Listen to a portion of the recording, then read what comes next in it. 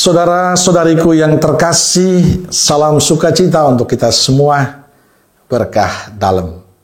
Sudah kita memberi senyum hari ini, Selasa 8 April 2025, hari biasa pekan kelima Prapaskah. Kita awali permenungan kita dengan tanda kemenangan Kristus dalam nama Bapa dan Putra dan Roh Kudus. Amin. Permenungan hari ini dari kitab Bilangan bab 21 ayat 4 sampai 9 dan Injil Yohanes bab 8 ayat 21 sampai 30.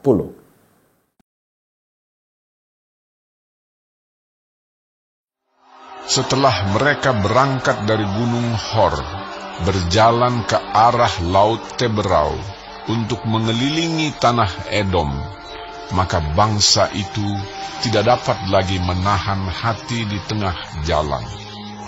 Lalu mereka berkata-kata melawan Allah dan Musa. Mengapa kamu memimpin kami keluar dari Mesir? Supaya kami mati di padang gurun ini? Sebab di sini tidak ada roti dan tidak ada air. Dan akan makanan hambar ini kami telah muak. Lalu Tuhan menyuruh ular-ular tedung ke antara bangsa itu yang memagut mereka, sehingga banyak dari orang Israel yang mati.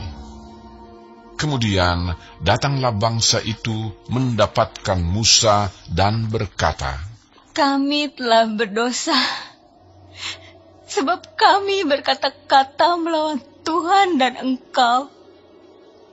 Berdoalah kepada Tuhan, supaya dijauhkannya ular-ular ini daripada kami. Lalu Musa berdoa untuk bangsa itu. Maka berfirmanlah Tuhan kepada Musa, Buatlah ular tedung, dan taruhlah itu pada sebuah tiang. Maka setiap orang yang terpagut, jika ia melihatnya, akan tetap hidup. Lalu Musa membuat ular tembaga dan menaruhnya pada sebuah tiang.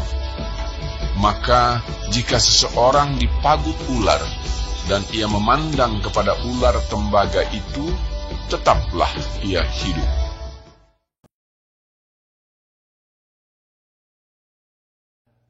Maka Yesus berkata pula kepada orang banyak, Aku akan pergi, dan kamu akan mencari aku, tetapi kamu akan mati dalam dosamu. Ke tempat aku pergi, tidak mungkin kamu datang. Maka kata orang-orang Yahudi itu, Apakah ia mau bunuh diri?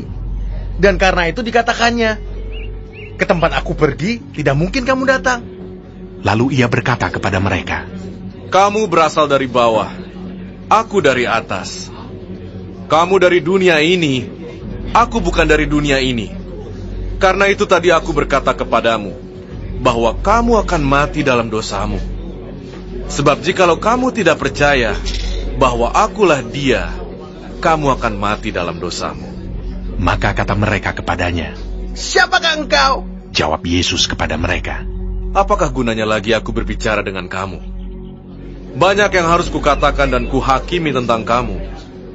Akan tetapi Dia yang mengutus aku adalah benar. Dan apa yang kudengar daripadanya, itu yang kukatakan kepada dunia. Mereka tidak mengerti bahwa ia berbicara kepada mereka tentang Bapa. Maka kata Yesus, Apabila kamu telah meninggikan anak manusia, barulah kamu tahu bahwa akulah Dia, dan bahwa aku tidak berbuat apa-apa dari diriku sendiri, tetapi aku berbicara tentang hal-hal sebagaimana diajarkan Bapa kepadaku. Dan Ia yang telah mengutus aku, Ia menyertai aku. Ia tidak membiarkan aku sendiri, sebab aku senantiasa berbuat apa yang berkenan kepadanya. Saudara-saudariku terkasih, dalam bacaan pertama hari ini yang diambil dari kitab Bilangan, kita mendengar kata-kata melawan yang disampaikan orang Israel pada Tuhan dan Musa. Mengapa kamu memimpin kami keluar dari Mesir, supaya kami mati di padang gurun ini? Sebab di sini tidak ada roti dan tidak ada air. Kami telah muak akan makanan hambar ini. Atas sikap orang Israel itu, Allah menjadi murka dan menyuruh ular-ular tedung ke bangsa Israel.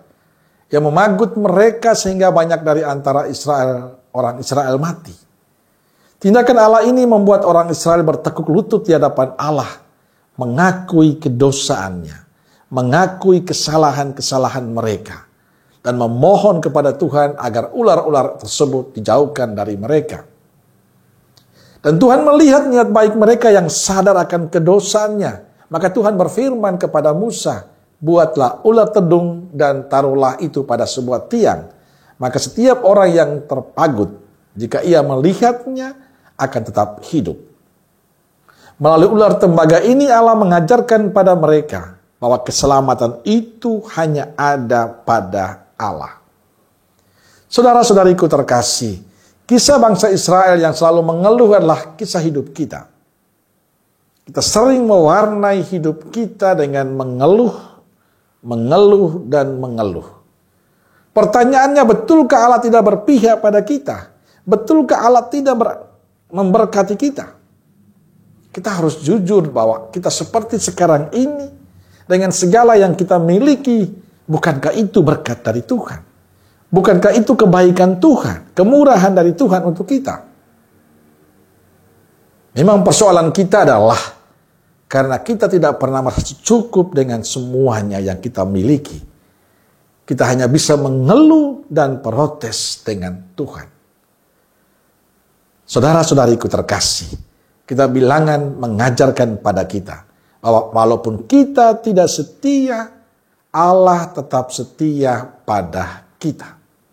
Kesetiaan Allah itu mestinya menyadarkan kita, mengingatkan kita bahwa mengeluh dan protes pada Tuhan adalah pilihan hidup beriman yang salah.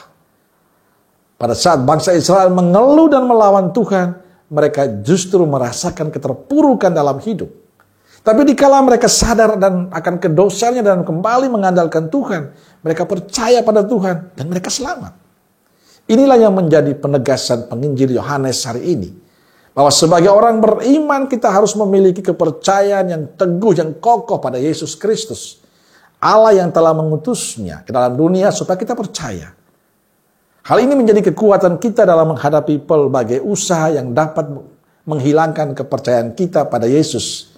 Yesus lebih dari sekedar menjadi tokoh panutan, karena ia adalah Tuhan yang memberikan keselamatan bagi kita manusia. Maka percaya dan mengandalkan diri pada Yesus adalah keharusan bagi kita kaum beriman. Dan akhirnya kita akan selamat. Amin.